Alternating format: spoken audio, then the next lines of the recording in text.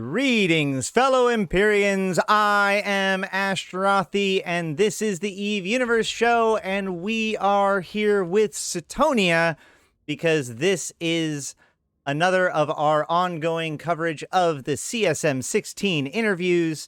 Suitonia, let's start by saying, how you doing, man? I'm doing pretty well. It got blue balled earlier today with a fight, but I had a decent fight on Thursday, and I've just had a pretty good week overall. So yeah, I'm pretty having a good time. If only we could have those be our serious issues. No, so the format, just so everybody's aware, it is the same for every single CSM candidate. I have 50 minutes to go over their candidacy post on the forums, asking whatever questions I have, digging into their mind as a CSM candidate and kind of trying to reveal them. And then they get 10 minutes at the end to make sure that there's anything left for them to cover. At this time, at the very beginning, I like to disclose any former knowledge that I have outside of their candidacy posts. And in this case, I think it would be a mistake if I didn't know who you were prior to this, Suitonia. And we will, of course, talk about this probably during the interview, but you are incredibly well known. We have spoken before. I don't think we have had any in-game like agreements or interactions really, but we've certainly been in the same circles out of game. And I have a lot of respect for you, and I've talked about you before. So that being said, let's jump straight into the questions by saying, Suitonia, well, let's begin by you. You were in CSM before, so this is not your first time on the CSM, first and foremost, right? I was on two CSMs before. I was on CSM 12 and CSM 13, and then I didn't run, and now I'm running again. Okay. So what happened? What made you stop wanting to be on the CSM before? Well, mostly it was just real life issues, I would say, primarily. There was also a little thing where I felt like I kind of achieved everything that I wanted to achieve because there wasn't really any small gang issues at the time I left, like things that I was like an expert at. Like a lot of the problems in the game at that time were mostly like big scale things like citadels and capitals, and there's still some problems with those things, but there were things that like someone with my expertise would necessarily be the best fit on the CSM for. Okay, so you were on the CSM for a couple of years, and then you hung up your cape, focused on real life, and now you look back and see what things have become, and know that it is time for the S to return. Is that pretty much what's going on? Yeah, everything that CCP's put out in the last like year or so, I've been very happy with, and it makes me want to run for the CSM again because it seems like we're getting back to a lot of like core gameplay stuff, especially like content creation and all the stuff that Team Talos has worked on has just really excited me. So Oh, okay. So that's actually almost the opposite of what I was suggesting. So you, rather than it being in a good state, and that's why you stopped being on the CSM, you actually were feeling that CCP were clearly going in like a different direction, and now you're like, oh man, CCP really is dialed in again. Like, and so you want to work with them again. Is that closer to what it is? I was bitter about CCP. It was just more like a lot of the issues in the game were things that I probably wouldn't have much impact on. Like super capital balance and citadel balance. These aren't things that I really deal with aside from being oppressed by them generally, right? So there were more like big changes that CCP had to make rather than these small micro changes, which is like a lot more what I really like talking about. Right. All right. Yeah. And so okay. So I've kind of danced around this. You are just an absolute legend in the EVE Online community when it comes to knowledge of the game, the ability to communicate that knowledge of the game. You've been, you've done more like shoutcasting or streamcasting, whatever, doing tournaments than I think probably a lot of people have. Um, you you won that tournament against me, and everyone else, obviously, like second only to CCP Fozzie on knowledge of what's going on in Eve and how the mechanics work off the top of your head. Just an absolute legend. in I've often said that, when people say that, we often make a joke that no one's good at Eve. I hear that sometimes. And for years I said, not true. There is one. There is Suitonia. So I will say all that. I guess I'm just going to give you an opportunity to gloat or riff on any of that before I move on. But Oh, yeah, it's easy. Still find out like new stuff like almost every day still in Eve. well, Like yeah, I started doing exploration recently, and I was running standard sleeper caches, and I've run them like on or off for like a few years. And some guy in my stream actually told me that there's actually a third, like a bonus room that you can get to if you like fail the hack on a can 5 times right. in the like that last section, and then the gas comes up and you burn up, and then it goes, then a new rift comes out. And I didn't even know that, and that's just an example of something that happened in like the last week. There's always something like that, like every few days or so, where I learn something new about Eve. That's true, and I think that that's a quality of Eve. But it is also true that you have proven time and time again that you are broadly knowledgeable. So I guess rather than asking where your field of expertise is, that with that exploration as a hold on as a with exploration as an example, um, but what is actually your weaknesses? Where are you not very knowledgeable about Eve? I would say my biggest weaknesses would probably be industry related, at least more of the complex industry stuff like Tech 2 and like wormholes. I've been doing like some gas mining recently, and I've had a look at like the new industry changes and try to figure it out and try to build something of my own, like build my own battleship Right. after the patch. But I'd say like I still really don't have like a huge like grasp on like the complex in and outs of industry. And the other thing, funnily enough, the questions that I didn't answer on the quiz were all lore based. So that's like something that you or Uriel, who's CSM who's running, is like very well versed in. Yeah, and well, and thankfully also it is true that, I mean, one of the main people who are part of the creation of Eve content, CSP Fozzie, is extremely versed in the lore. So it's not like they need too many lore nerds on their team correcting them, because they have their own.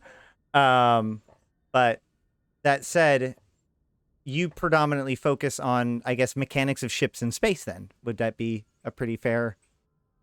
If it has to do with Yeah, ships in space mostly. interacting, you pretty much can Yeah, break it down. especially like really weird interactions and things like that. So I tried to abuse a lot of mechanics to win like fight session in my favor. Because that's just generally what I do, is just solo PvP, and mostly just do PvP is like what I spend like 80% of my game time doing, I'd say. So that's mostly where I like encounter different things. So, what has brought you, a person that I'm sure you'd be valuable in most groups, nullsec blocks, wherever. What has caused you to settle with Volta then? What about what kind of play style have you settled into? So Volta for me was like, I'm kind of a weird person because I mostly play by myself a lot of the time, even when I'm in co-ops. A lot of what I do is solo gameplay, even when I'm in a group. Hmm. And Volta was pretty good for me, a good fit for me at least, because Volta's like, even though it's like a pretty, I guess you could say like high end like PvP group in terms of like the requirements and the kind of people in it. It started out fairly casually for me when we were in Farah, because like the good thing for me, this was before like the Eve Scout bookmark, the ACL bookmarks were Right. in, like being able to just log in and someone's already scanned out Farah. I've always got connections. Like Volta at the time are pretty active, so you get tons of like pings for like stuff. Carriers tackled, Rocals tackled. So there was lots of like easy content, as well as just pretty good small gang players. So whenever I wanted to do any group content, it was always there. So what I'm hearing is, like they had the infrastructure that you needed, that you used in order to do your stuff, um, and you used wormholes because that gave you the most access to any kind of content, all kinds of different content. Is that basically what you're Yeah, saying? that's right. All And right. in particular, Ferro, because of the Sure. properties of Ferro. Yeah, I was actually just earlier today thinking about, and I've talked to a few of the guys who live in Poshfin, and that's actually kind of turning into an interesting place where like the trig managed to pop out of the abyss, and they have filaments in their cargo hold, so that way they could pop back home if they need to. Likewise, you can be in Poshfin, use a filament to go out to Nullsec, get into some trouble, and then use a Poshfin filament to get home, and you're basically living the trig life. So it is an interesting that CCP is kind of building more and interesting ways of having that kind of play style and rewarding that kind of play style. Um, I don't know if you've necessarily had a influence on that, but we have, I think, overall trended towards Eve Online being, trying to increase the overall skill level of the player base, the knowledge level of the player base, the competency level of the player base through having, better education tools, better resources that are given, that have more visibility to larger portions of the population, etc. And so I think that as we go into that, having somebody like you that has an intimate knowledge of the details, that can look at these kinds of this information as it's being built uh, to help new bros or to help anybody understand the things, that can bring in maybe some nuance that even the people that are working on that particular feature at that moment may not be thinking of. So a very good reason to have Suitonia on the CSM in this year in particular, as CCP seems to be really focusing a lot on that kind of work, making sure that Eve is understandable to the player base. Speaking of which, did Yeah. you? Sorry, go on. Oh, sorry. I was just gonna say, like, yeah, and like a lot of the changes they're making too are like aimed at, I think, like trying to drive conflict and sort of combat to happen, like with the nullification changes and the ESS and a lot of other things like that. Right. So, okay. Um,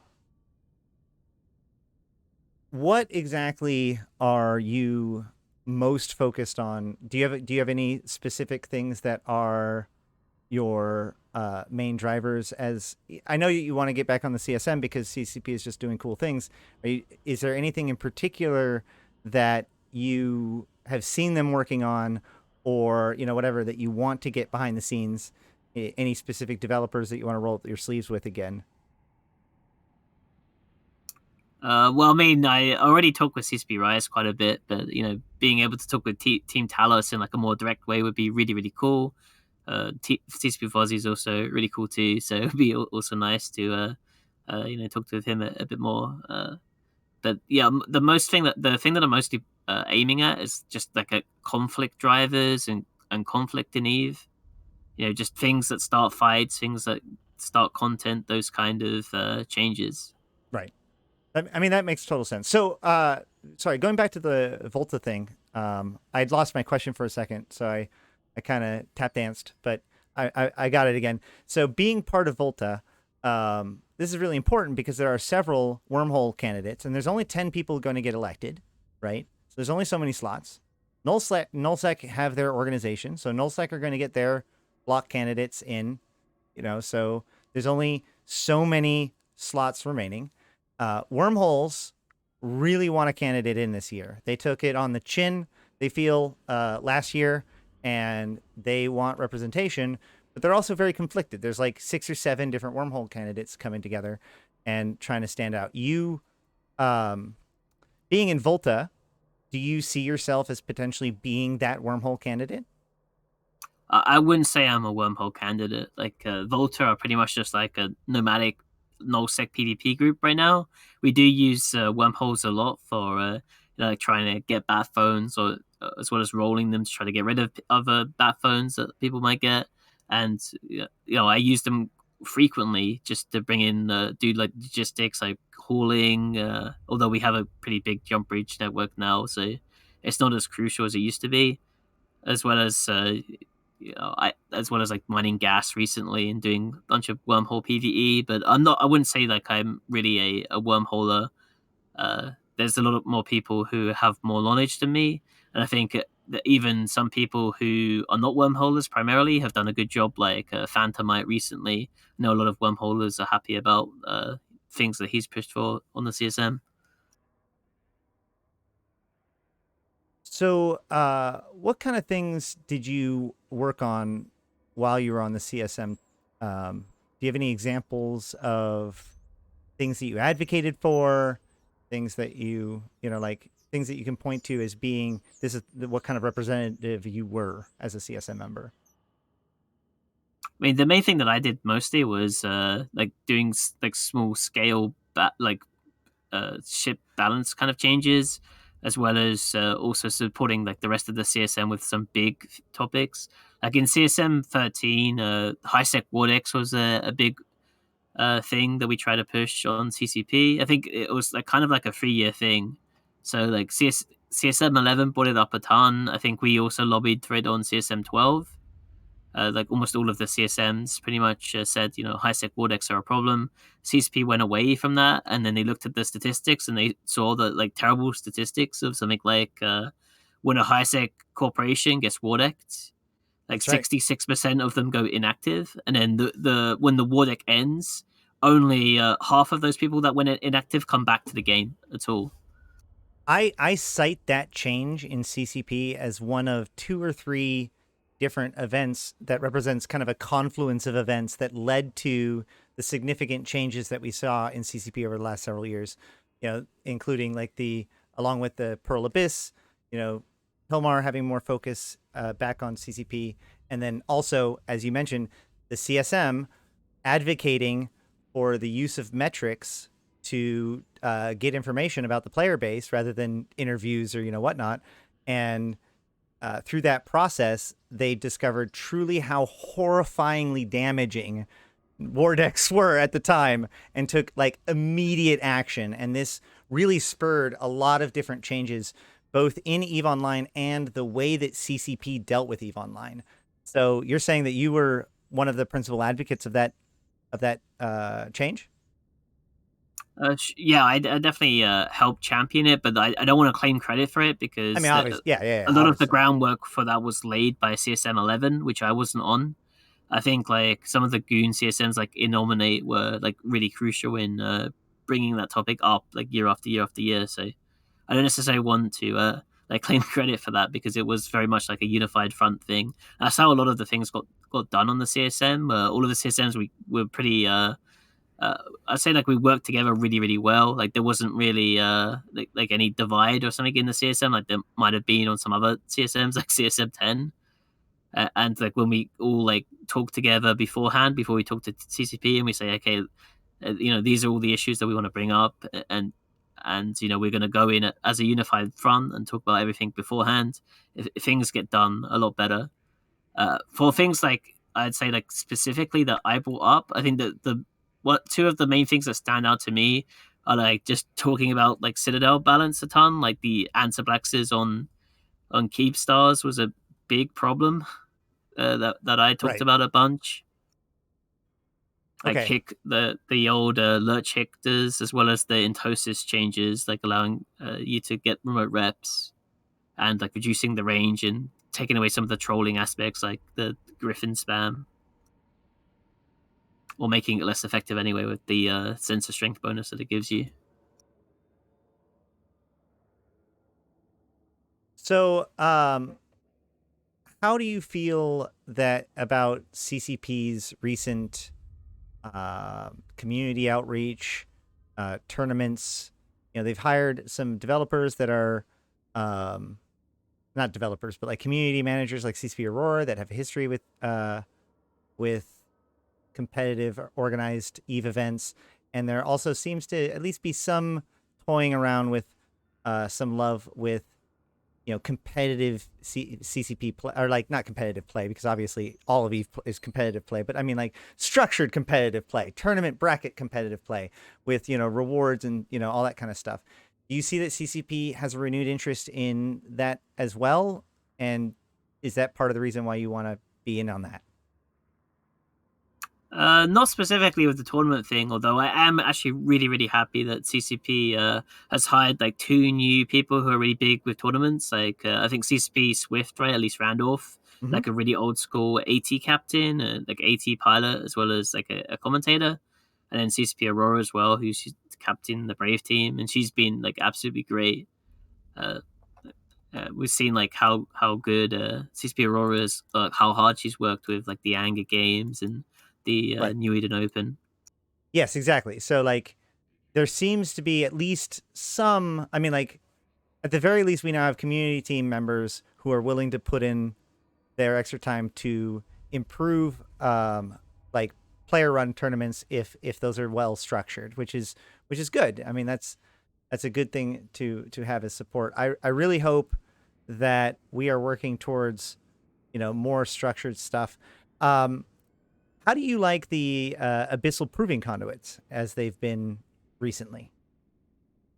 I've been enjoying them. I guess I was part of the controversy with the first set of them, where I worked with Cable UTA, and we multi-boxed feeder teams to be able to beat some other people who were colluding, and then we continued to do that to make sure Cable came in first in every single one of the events.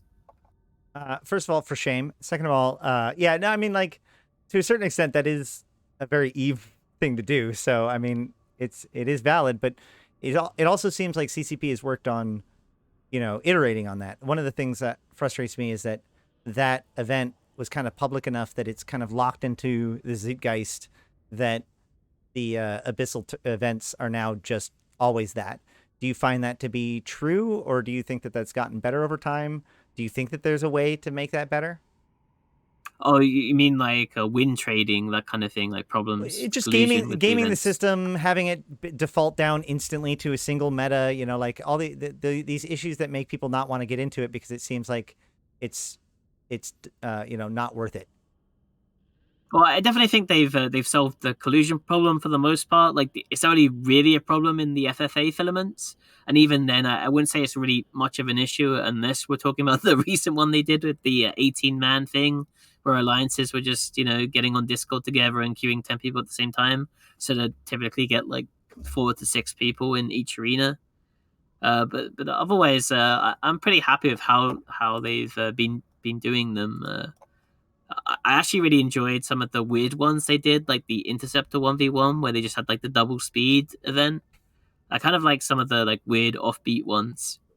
Yeah, it does give a good opportunity to kind of tweak with the conditions of things, which, as we know, like makes certain things like what is good and what is bad is often very much a matter of the other conditions of the fight, right? And so by having those extreme conditions, things that aren't good or things that are great normally aren't good anymore, and things that are usually extremely niche become extremely important. Um, there is a couple of questions in the chat. Somebody is suggesting that they would like you to advocate for a hick change, that no hick should be able to bubble and use a focus point at the same time. I don't know about that. I mean, it seems mostly fine to me personally. That's why they have multiple high slots, right? And then, well, there are a lot of mods that have one only on a ship. So but you don't think that that's a problem. Oh no, I wouldn't do that to a hick. You definitely need multiple points to tackle multiple like supers and things like that, right? So Fair enough. And then also, how do you feel the nullification changes among a lot of things? One of the things that didn't really get talked about a lot was the fact that shuttles now have nullifications, which means that it is now open to alpha clones. It's open to low skill points. How do you feel about basically travel interceptors being handed to everybody?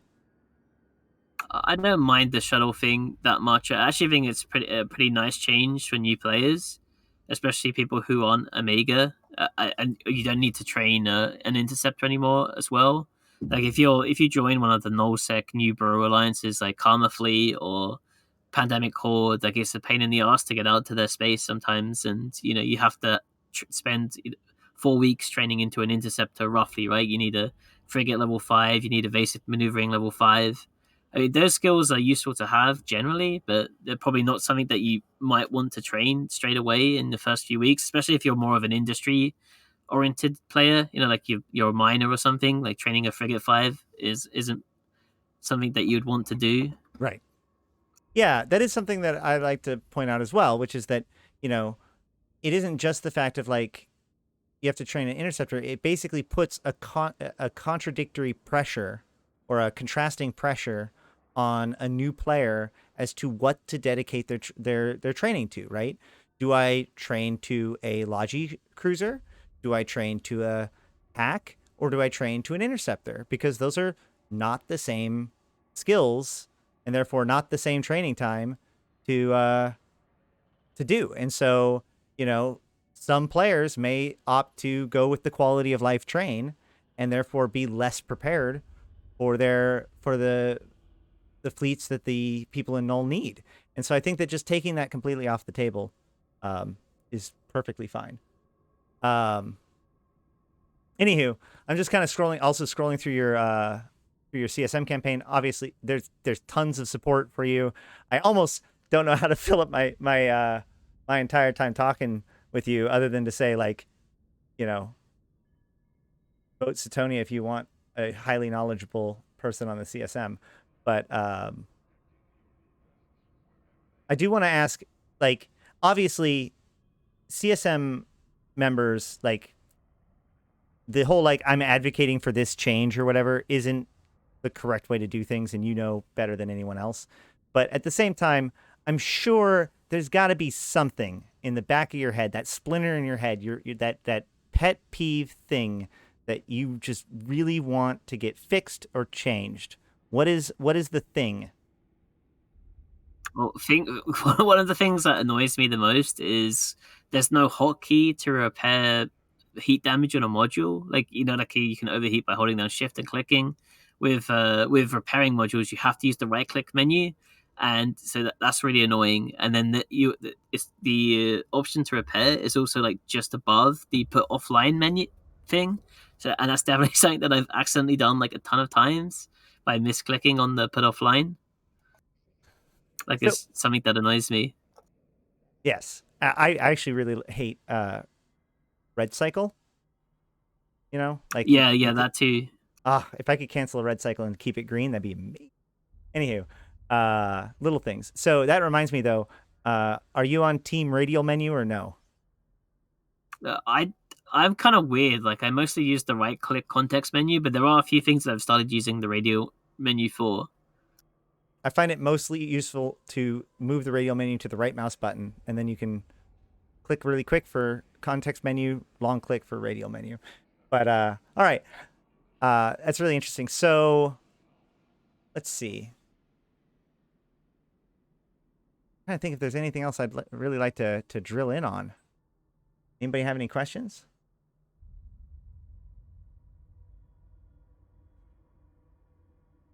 Oh wow, I didn't know that. Yeah. Bedrat says you can right click in Oh, repair paste in your inventory and it repairs everything that's damaged. I is didn't that know true? that. So if that's true, then I just learned something. That's pretty cool. I love this gosh darn game that a guy in my Twitch chat can teach Suitonia something too. Like that is both how awesome this community is and how awesome this game is, man. I love it. I love it.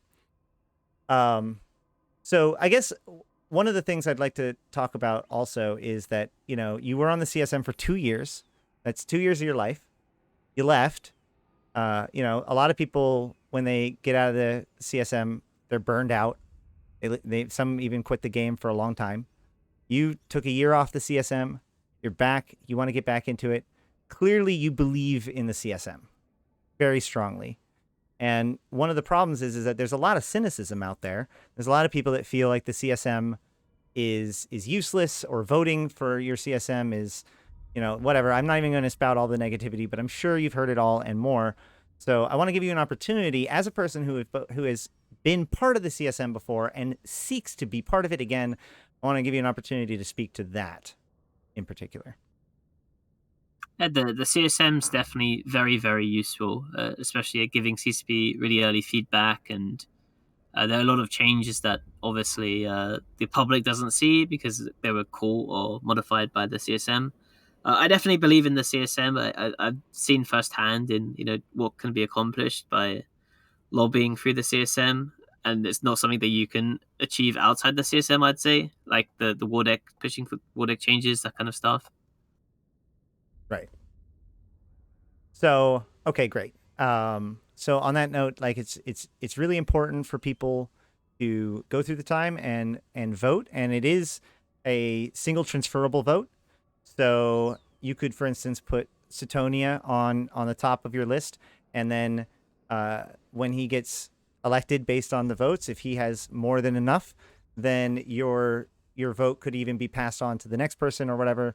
Or if the person that you vote on is eliminated, then your votes will transfer over to some your second and third and fourth. So you can vote for several people. I think it's 10 total. Um, and so mostly it's just important for everyone to vote as much as they can.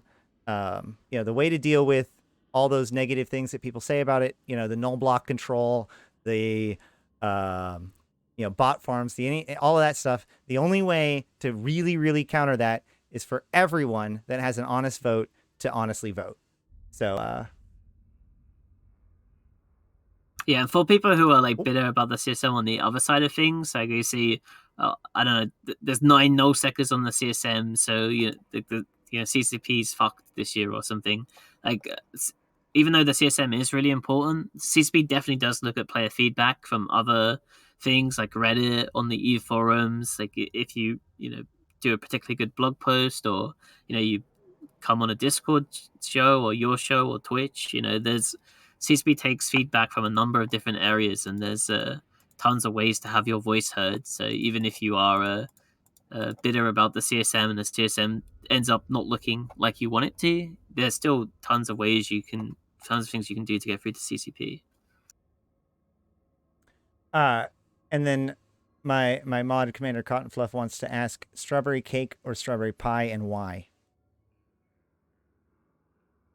I don't know. That's a hard one. I'd say strawberry cake, I guess, just because it's probably easier to. It's probably not as messy, you know. You can't stop playing Eve long enough to get all. If you'd have to wash your hands. That's not great. I agree. Like you just need to like shove your face in it, right? Keep both hands on the keyboard and mouse. And then so actually, speaking of playing Eve nonstop, you've also started streaming, correct? Yeah, I've streamed for quite a while, although That's I've fair. been very temperamental with it in the last few years, I'd say. You've dabbled with streaming for a while for sure, but like so, I don't, or at least I've seen you stream for sure. But have you are you streaming more now, or am I incorrect about that? Yeah, I'm definitely streaming more now. Ever since January, I've been streaming at least 4 times a week, if I'm not on some other Twitch show or something. What So what kind of stuff do you do on your streams? mostly solo PvP, but also just some PvE here and there, and sometimes just talking about like changes, That's cool. All right. So balance changes.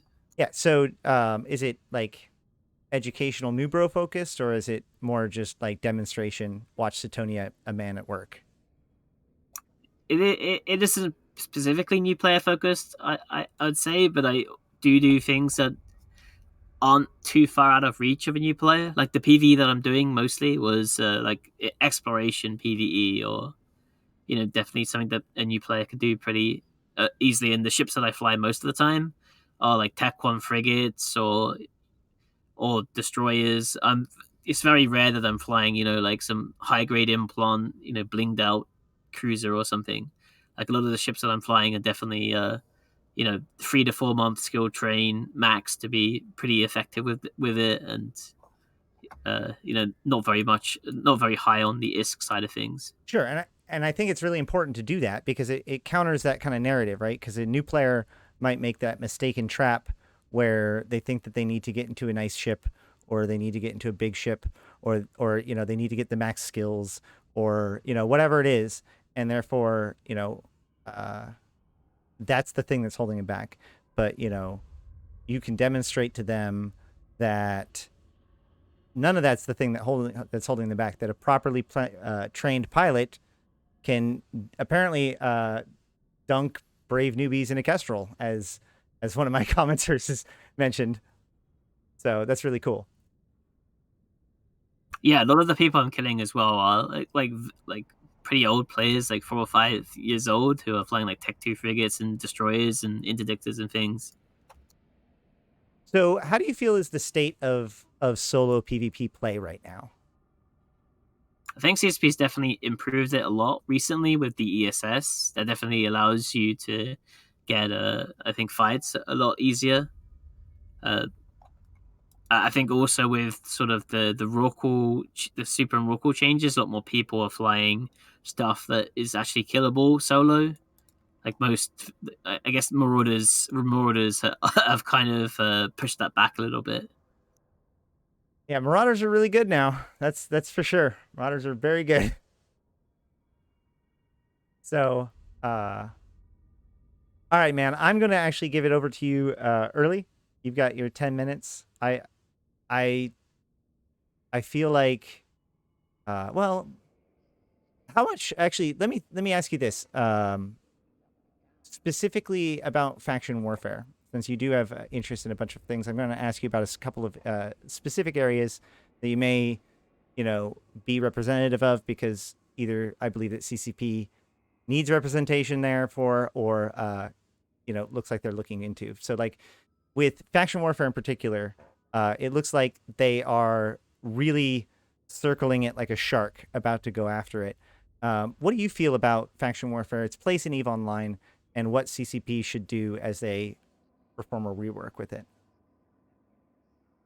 Well, there are a lot of key issues with FW right now, I would say. But yeah, the title of this expansion, Foundation with the Four Empires, I was like really hoping that there would be an FW rework with this one, but I don't think there will be, based on like the length of the quadrant and what's been announced already. Yeah, but But they did. I think it's they in, suggested that like some of this stuff is going to like lead into so it's either this quadrant or soon after, was the impression that I got from what they said. I don't remember exactly what they said, but that was what I got out of this. But either way, let's assume it's soon for the sake of this conversation. But yeah, I think the main issue, right, is the Citadel problem, where you can't push someone out of the system anymore. The systems aren't really worth fighting over, because previously you'd have to take the stations, and then people would do stuff like they'll build like a ton of destroyers in these stations, Mm-hmm. and you'd have these big fights over them. With now with the Citadels, it pushes it more into sort of third party, like mid scale, low sec alliances, and people like snuffed out, because these timers is like the the systems, if they're really being fought for, can be taken in about 36 hours, I believe, something like that. It's just under 2 days. Whereas like a Sounds right. Citadel is, obviously the whole timer is 3 days in itself. The armor time is 2 days, so people have like so much time to bat phone over them. So a lot of FW groups basically have to either like blue or make arrangements with the pirates that live in the area.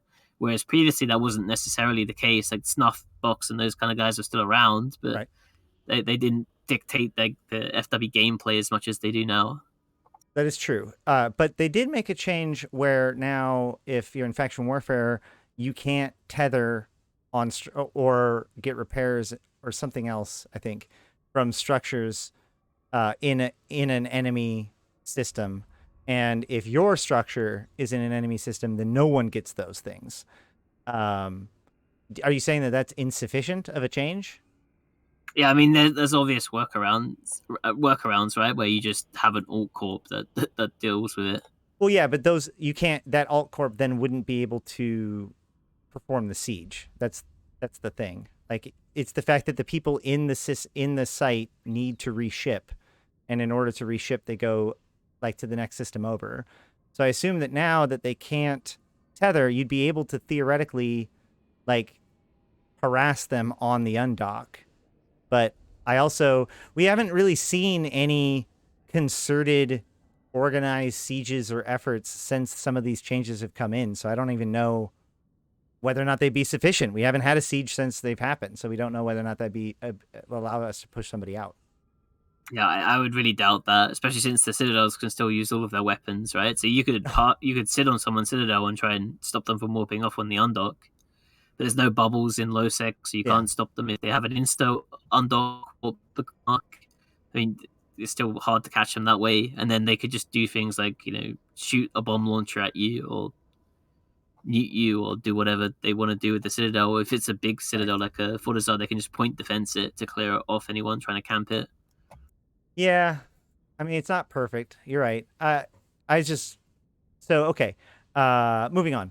How do you feel about the API, ESI, and third-party tools?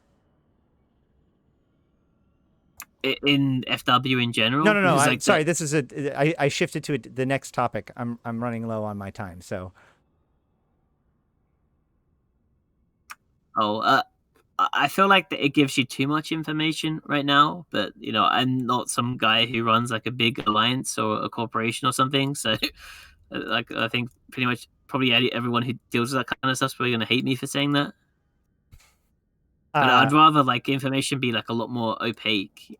So right now it seems like you can get like tons of information without even logging into the game.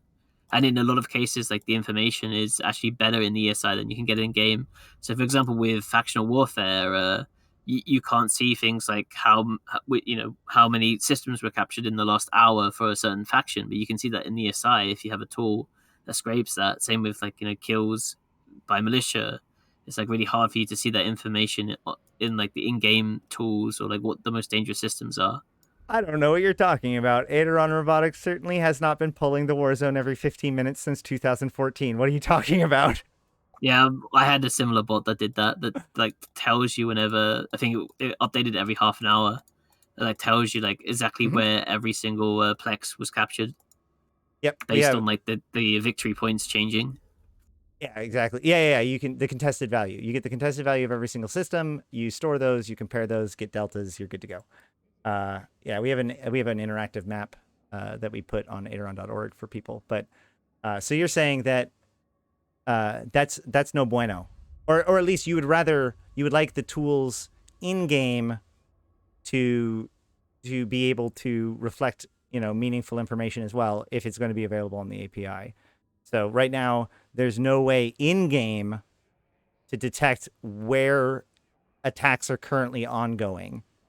Well, Yeah, there's also some other weird things with the map, right? So on Dotlan, you can see NPC kills in the last hour. There's no way for you to see that in game. The only way for you to, the only metric you can use in game is I think it's called like pirate and police ships killed in the last 24 hours, which is NPC kills.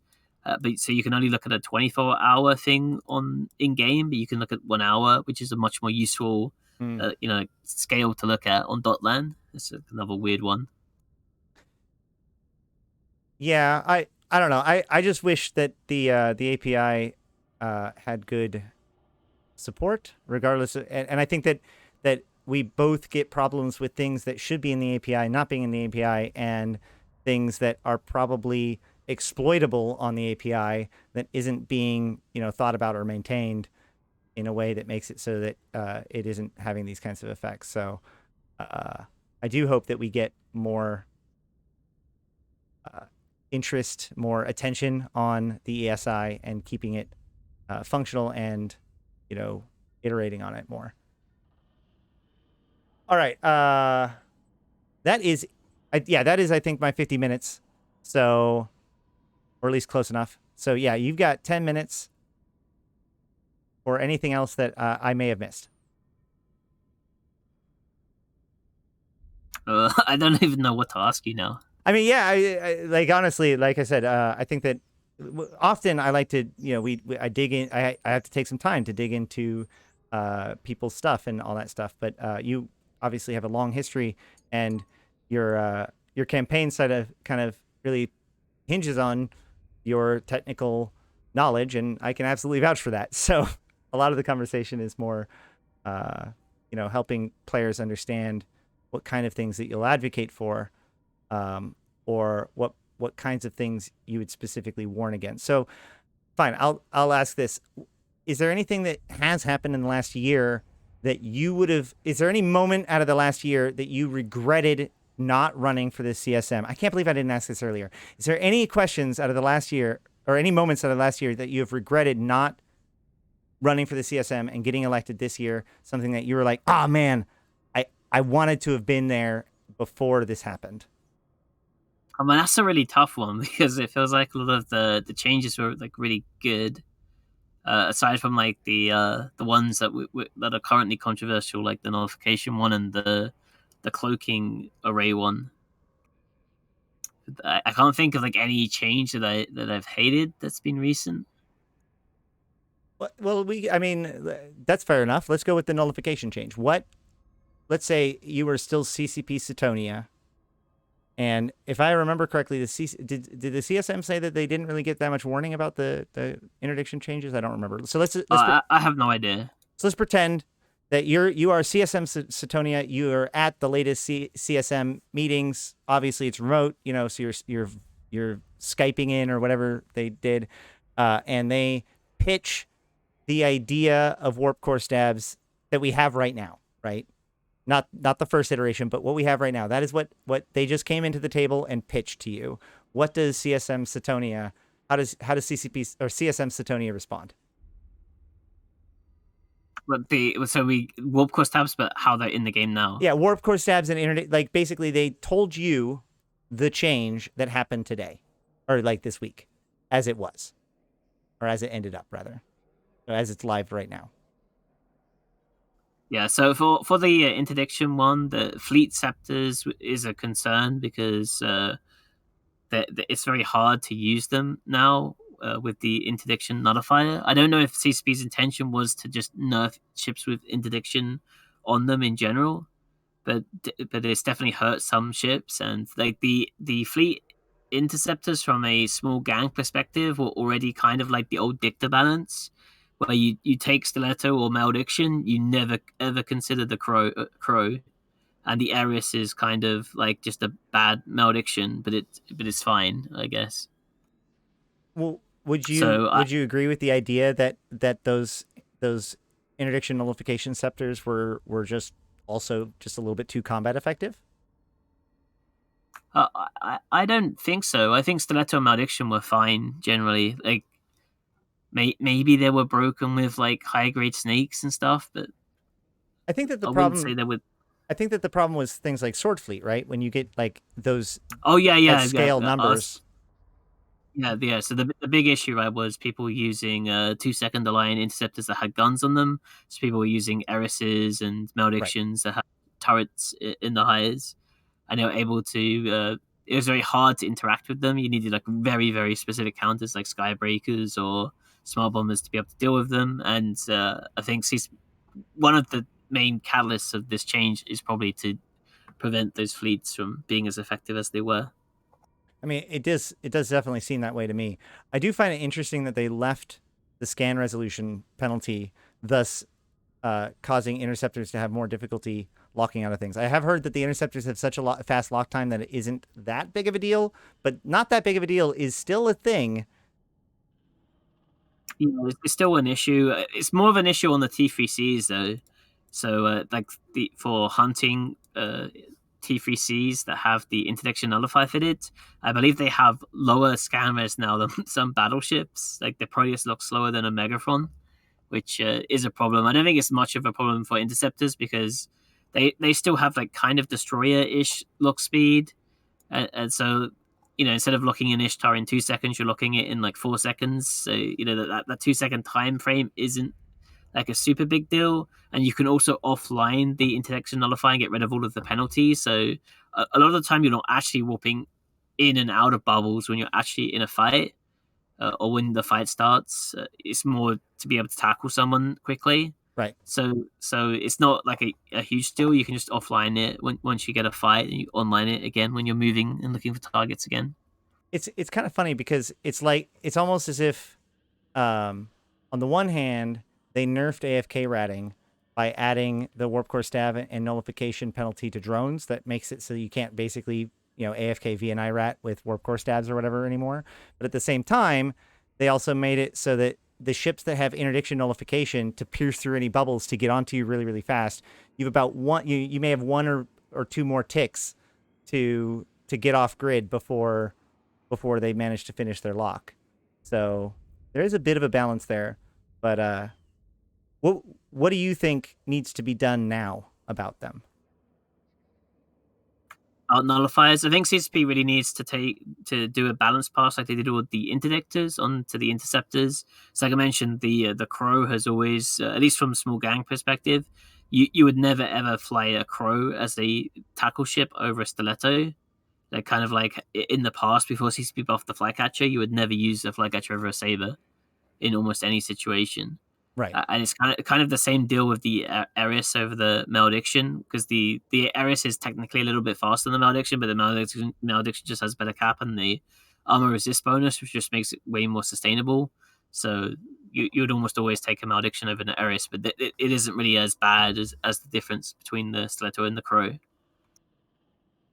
And hopefully this also means that CSP can maybe buff some of the T3Cs with the interdiction nullifier subsystem, because they already balanced that around slippery Pete's, uh, which is I believe it's like a Tengu nullsec doctrine that's Right. aligned really quickly. It's very hard to probe, so it's really hard to get fleet warpins on them, and because they're nullified, it's very hard to tackle them. In the best case, you're probably only getting like 2 or 3 of them.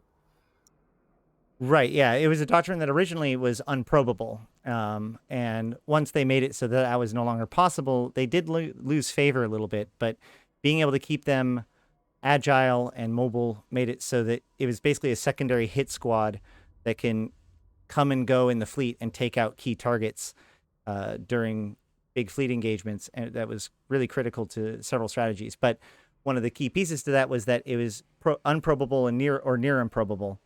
And so they took a big hit from there. And then obviously with this, they lost their interdiction nullification, which is their ability to slip away as well. So that probably ends the any chance of that kind of coming back as a function for sure. What about the warp core stabs?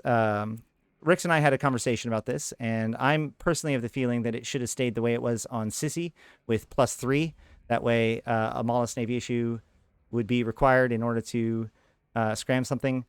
But now it is a +2, which means that a faction scram can help any ship do it. And a Mollusk Navy issue kind of is in this weird spot where it scrams a different amount of points than any amount of any ship can ever have. What do you feel about the warp core stab changes? So I think that the warp core stab by itself is probably too weak at +2, but it was probably really strong at +3. It's kind of in a weird place. I think maybe CCP should buff the faction ones, the storyline ones. I think there's one called Aura and there's one called something else. I can't remember the name of it. Yeah. But if they made the faction warp core stabs like +3, maybe that gives some more options if you want to avoid just a generic interceptor or just one guy with a faction scram. And the Mortis Navy issues are really useful now for tackling a Venture with a warp core stab or a DST with a warp core stab because they have the built-in +2 strength. And then finally, with the interdiction stuff, by the way, that is basically what the compromise that we agreed on as well. But back to the interdiction side of things, it was also pointed out on Reddit that with the Tech 2 interdiction nullification and the bonus making the timer that it lasts longer actually ends up not being very effective because you want it to be able to reset faster because you only need the introduction at the beginning of the warp, right? And so you want it to finish cycling and begin its cooldown cycle before you manage to jump. With this, it actually makes it so that the Tech 2 interdiction nullification is technically worse than the Tech 1 interdiction nullification, primarily because that nullification gets cleared on jump. So that's the piece of the puzzle that I think makes the whole thing fall apart. How do you feel about that, I guess, first of all? Yeah, this is a really interesting problem, right? So it is useful to have a longer duration in very niche circumstances. Like, let's say there's a fight happening at the sun and you want to see what's happening on that grid, or you use your nullify and you whoop at 100, or if you land inside a bubble because there just happened to be a saber at 100, where you came from, which would be like very rare. But then you could still get away with the longer duration because your thing would still be ticking, so you could warp out to a different area, right? Whereas it hurts you if you're trying to go from system to system really quickly because you have to wait for the full 30 seconds of the original notification to clear first, which is probably going to be in an interceptor at least like the time it takes you from warp to one gate to the other, and then you have to wait for the full 30-second cooldown on the gate cloak in the next system each time, which Right. is essentially adding like 30 seconds to every warp you need to make if you want to make them all nullified going gate to gate. It would be interesting maybe if you could cancel the module early. If you red cycled it, it would like instantly cancel it. But if you wanted to just keep it on, like you're scouting out like a planet or something where you know there's a fight, but you don't know the position of where bubbles might happen to be, then you could keep it on in that circumstance. Yeah, I think it's a combination of the fact that the effect doesn't stay while the module is still cycling, and the fact that the cooldown doesn't start until it's done cycling. Yeah, and you only need the interdiction at the start of the cycle because it always calculates your warp before you enter warp. It doesn't matter what happens, like Yeah. if bubbles go up or whatever, or even if a bubble goes down. Well, it If doesn't you matter which one of those two problems you fix. Either one of those problems, if you fix them, then I think we can work with it. But the two of them together makes this so that like it is literally true that the Tech 2 is worse than the Tech 1, which is very awkward. Yeah, the only circumstance would be like if you need the extra duration for some reason when you're warping to a planet. I don't know. It's kind of weird. Yeah, I feel like the shorter duration would actually favor good piloting versus this actually favors more mistakes or like being clunkier. That plus the fact that they have difficulty pointing the thing once they get there because of the scan resolution makes this change kind of interesting. But all right, so but I wanted to give you one last chance before we wrap things up, if in case you thought of anything. I haven't thought of any any questions. My mind's still super blank. Or any, well, not just questions, but like anything that you want to cover, talk about, a pitch, you know, plug your stream, whatever you want to do. Just this is your opportunity to make sure that when you leave, you know, I gave you every opportunity to say what you wanted. Oh, I've got to say, I really wish you can't take answer black skates well pointed, Can't take and ancillary. also Yeah, also I think CCB should put cat ears in the game. But if your character has cat ears, then you're a perma suspect. I like it, and I accept your proposal. No, that's a somebody mentioned it in the chat earlier, so I appreciate you addressing it. No, Galente cat ears for all, absolutely.